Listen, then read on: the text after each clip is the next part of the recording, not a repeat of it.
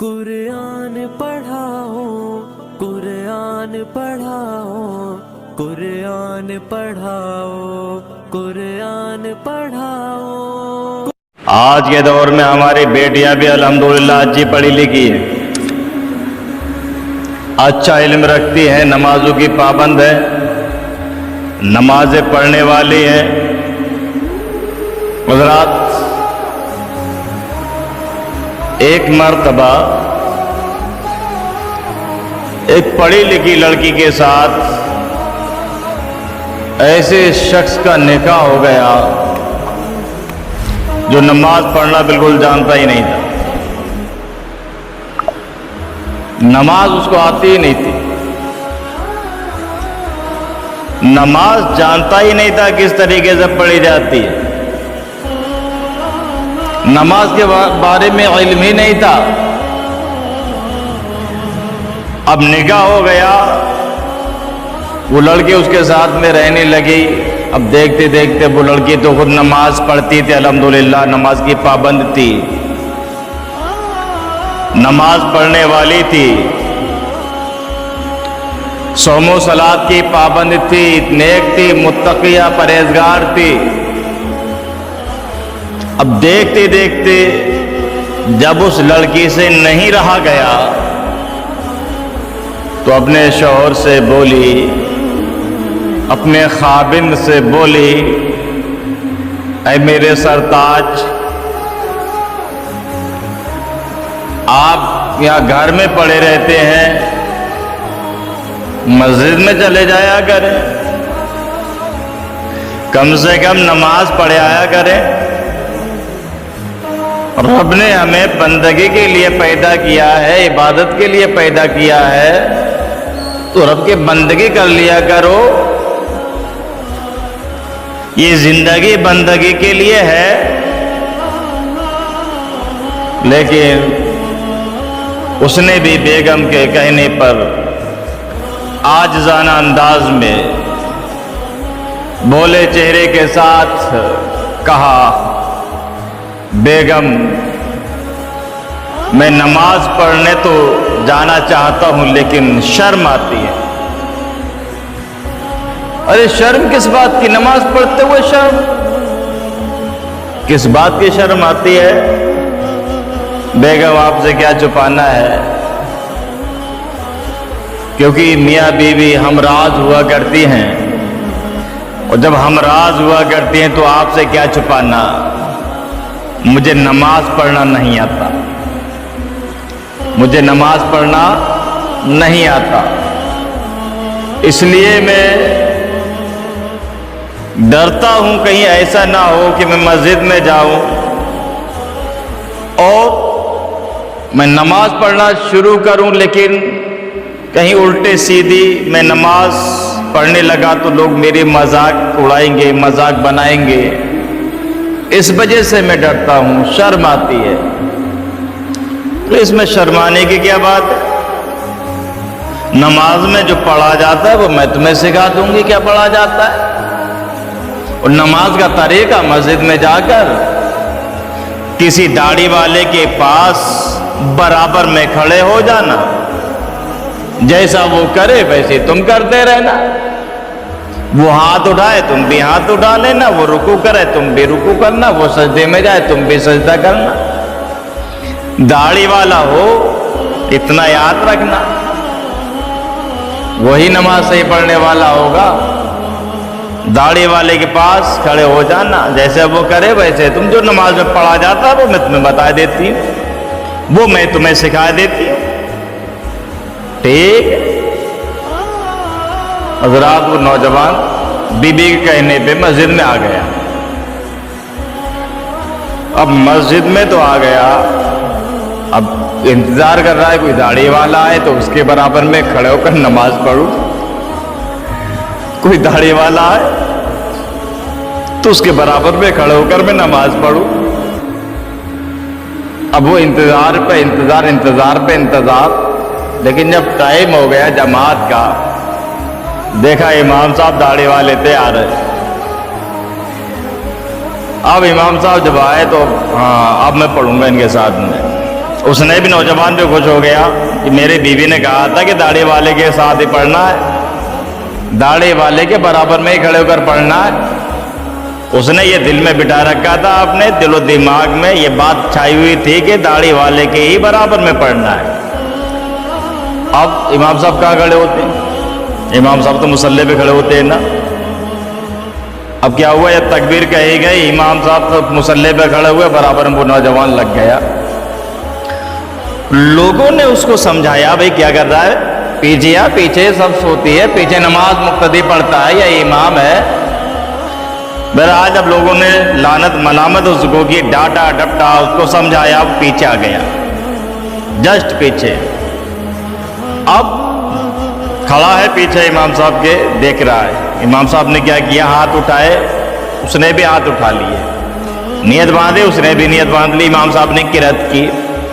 अब किरत करने के बाद क्या होता है कि जब रुकू किया जाता है, इमाम साहब जब रुकू में गए, जब इमाम साहब रुकू में पहुंचे, अब ये सटपटाया, अब घबराया, अब क्या करूं, अब तो इमाम साहब दिख नहीं रहे, सटपटा गया।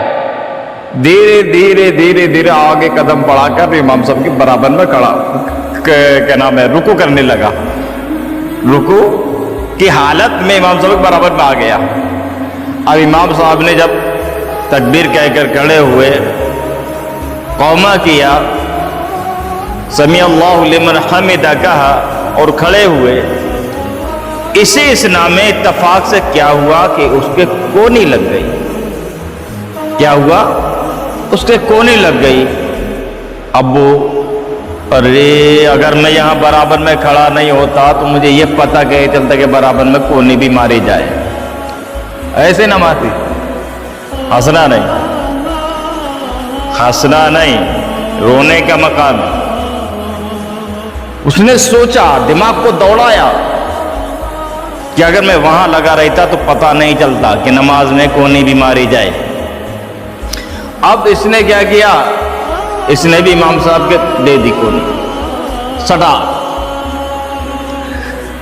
अब इमाम साहब ने देखा, यार इसने तो मेरी कोनी मारी, इमाम साहब ने भी मुक्का दे दिया। अच्छा ये नमाज होती है, ऐसी नमाज होती है, अब समझ में आया। अब उसने भी आओ देगा ना ताओ देगा दे दनादन, उसने भी मुक्का रसीद दिया इमाम साहब के। अब इमाम साहब को आया गुस्सा, सब तो गई, सब तितर बितर हो गई। अब दोनों की कुस्तम कुस्ता हो रही है, भय पटक हो रही है। कभी इमाम साहब चढ़ जाए उसके ऊपर, कभी मुक्तदी इमाम साहब के ऊपर, कभी इमाम साहब नीचे तो कभी मुक्तदी नीचे, कभी इमाम साहब ऊपर तो कभी मुक्तदी ऊपर। उसने सोचा कि ये नमाज है, इल्म नहीं था, तब ये गुमान किया कि कोनी मारी जाती है। जानकारी नहीं थी, तब उसका जहन उधर पहुंचा कि ऐसा किया जाता है। अगर इल्म होता तो वो इमाम साहब के बराबर में नहीं आता, इल्म होता तो कोनी नहीं मारता। लिहाजा वो सोचने लगा ये नमाज है। अब इमाम साहब को गुस्सा आया तो इमाम साहब ने भी रख दिया। अब उसने सोचा कि ये नमाज है, नमाज ऐसे पढ़ी जाती है, तो उसने भी फिर दे दनादन। इत्तेफाक क्या हुआ कि इमाम साहब थोड़े तगड़े थे, उसके सीने पे बैठ गए और गला दबाने लगे। वो चीख पड़ा कि इमाम साहब जल्दी सलाम फेरो वरना दम निकल जाएगा। अल्लाह अकबर। वो यही सोच रहा था कि अभी हम नमाज ही में हैं, नमाज ही पढ़ रहे हैं। उस नादान को क्या मालूम था कि नमाज कब की टूट चुकी है। यही हाल हमारे आज के नौजवान का भी है। कुछ नौजवान तो इस वजह से शर्माते हैं कि नमाज नहीं आती, कुछ नौजवान इसलिए नहीं आते कि इल्म नहीं है, जानकारी नहीं है। कहीं उल्टी सीधी हरकत हमसे हो गई तो लोग हमें क्या कहेंगे, इतना बड़ा हो गया नमाज पढ़ना नहीं आता, जवान हो गया गाने तो आते हैं इसको लेकिन नमाज नहीं आती, इतना बड़ा हो गया सब कुछ आता है लेकिन नमाज का सलीका नहीं आता, इतना बड़ा हो गया اس سے سب کچھ کرا لو، دکان پہ بٹھا دو، دکان چلا لے گا، ٹائلز ماربل لگا دے گا، سب کچھ کرا لو، کر دے گا، لیکن اگر نہیں کر پائے گا تو نماز ادا نہیں کر پائے گا، نہیں کر پائے گا تو نماز کو صحیح طور پر نہیں پڑھ پائے گا۔ کیوں؟ اس لیے کہ نماز اس نے سیکھا نہیں، ٹائلز لگانا سیکھا تھا، ماربل لگانا سیکھا تھا، سلائی کرنا سیکھا تھا، الیکٹرانک کا کام سیکھا تھا، تمہارا کولر XYZ آپ کا صحیح کر دے گا، ٹھیک کر دے گا۔ کیوں؟ اس نے سیکھا تھا۔ ہر کام وہ کر سکتا ہے کیونکہ اس نے سیکھا تھا، لیکن نماز نہیں پڑھ سکتا، نماز کو صحیح طریقے سے ادا نہیں کر سکتا، کیونکہ نماز اس نے سیکھی نہیں، نماز کا طریقہ اسے آتا نہیں، نماز کا سلیقہ اسے معلوم نہیں۔ آج کا یہ حال ہے، اور ہر جمعے کہا جاتا ہے کہ نوجوان لڑکے میرے پاس پڑھتے ہیں، آیا کریں، پڑھیں، علم سیکھیں، نماز کو کم سے کم اتنا تو علم حاصل کرو کہ اپنی نماز صحیح کر سکو، اتنا تو علم ہونا چاہیے۔ لیکن واہ رے مسلمان، صرف گوشت کھانے کا مسلمان ہے۔ پوچھ لو نبی کے، تیرے نبی کے والد کا نام کیا ہے، بتا نہیں پائے گا، دن میں تارے نظر آ جائیں گے، لیکن اگر ہسٹری پوچھو فلم کی پوری بتا دے گا، یہ کہاں سے آیا۔ اب دیکھو مزاروں پہ قوالی ہوتی ہیں، 1-2 لاکھ دے کر ان کو بلایا جاتا ہے، رات شادی بیاہ میں یہ ڈانس کروایا جاتا ہے، ڈانس پارٹیاں منگائی جاتی ہیں۔ تو یاد رکھ، تیرا نکاح ہوا ہے نا، تیرا بچہ ہوگا، تو یاد رکھنا تیرا بچہ دیندار نہیں بلکہ وہ بھی نچکیا بنے گا، وہ بھی ڈانسر بنے گا، نعت خواہ نہیں بنے گا۔ اس لیے کہ دیندار بنو، مسجد سے محبت کرنے والا بنو، علم دین حاصل کرنے کی کوشش کرو، دینی مسائل سیکھنے کی کوشش کرو۔ یہ 4 دن کی زندگی ہے۔ میں آپ سے نہیں کہتا مفتی بن جاؤ، میں آپ سے نہیں کہتا محدث بن جاؤ، میں آپ سے نہیں کہتا آپ عالم بن جاؤ، میں آپ سے نہیں کہتا کہ آپ حافظ قرآن بن جاؤ، قاری قرآن بن جاؤ، لیکن اتنا تو ضرور کہوں گا کہ اتنا پڑھ لو کہ اپنی نمازیں صحیح کر سکو، اپنی نمازیں صحیح طریقے سے ادا کر سکو، اتنا تو پڑھ لو، کم سے کم اتنا تو پڑھ لو کہ اگر ہمارا کوئی گزر جائے، دنیا سے رخصت ہو جائے، ہم اگر قبرستان میں جائیں تو کم سے کم چند صورتیں پڑھ کر اس کے لیے ایصال ثواب کر سکے۔ لیکن ہم سب کچھ سیکھ لیں گے، لیکن نہ ہی نماز سیکھیں گے، نہ ہی دینی مسائل سیکھیں گے۔